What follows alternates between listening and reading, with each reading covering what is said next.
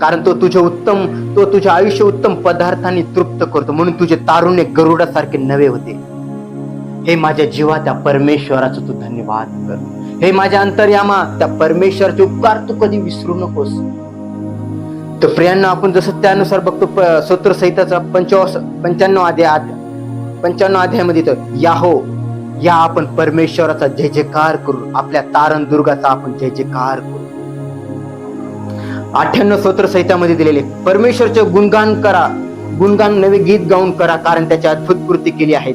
त्याने आपल्या उजव्या हाताने आपल्या पवित्र बाहुने स्वतःसाठी विजय साधला आहे.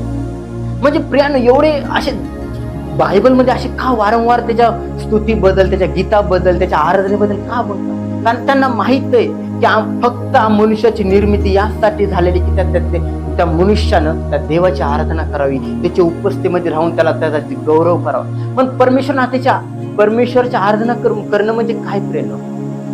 म्हणजे एकच आराधना करणं म्हणजे त्याच्यामध्ये दोन गोष्टी आहेत. एक आराधना म्हणजे आपण आता जे वर्शिप केली ती आराधना, त्याची स्तुती करणं, त्याचा गौरव करणं. आणि दुसरी गोष्ट म्हणजे त्याची आराधना म्हणजे देवाची इच्छा पूर्ण करणं. जर परमेश्वर म्हणते रुद्र खोटं बोलू नकोस, जर मी खोटं नाही बोलत, मी माझ्या देवाची आराधना करतो. जर मला परमेश्वर म्हणतोय की रुद्र वाईट दारू पिऊ नकोस, तर मी दारू नाही पित, तर म्हणजे मी माझ्या देवाची आराधना करतोय. कारण तिची इच्छा पूर्ण करणं म्हणजेच त्या ख्रिस्ताची आराधना करणं आहे.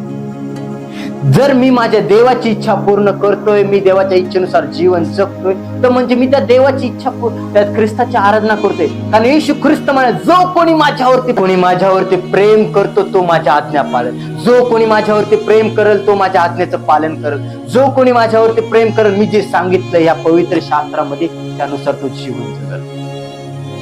तर प्रियांनो, तुम्हाला आणि मला एक काय करायचंय, तर तुम्हाला आणि मला त्या देवाची आराधना करायची, तुम्हाला आणि मला त्या देवाची इच्छा पूर्ण करायची. आणि त्यासाठी तुमचा आणि माझा जन्म या पृथ्वीवरती झाला आहे.